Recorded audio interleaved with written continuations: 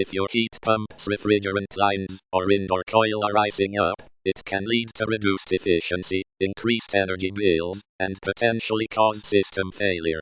The most critical safety warning is to never attempt to handle refrigerant or open-sealed refrigeration systems. Homeowners can safely check the air filters, ensure proper airflow, and inspect the system for visible signs of damage or wear. However, never attempt to handle refrigerant, open-sealed refrigeration systems, or work on live high-voltage circuits, as this can lead to serious injury or death.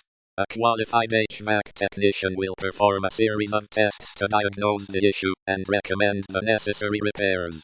The repair process typically involves repairing or replacing the damaged components and recharging the system with the correct amount of refrigerant.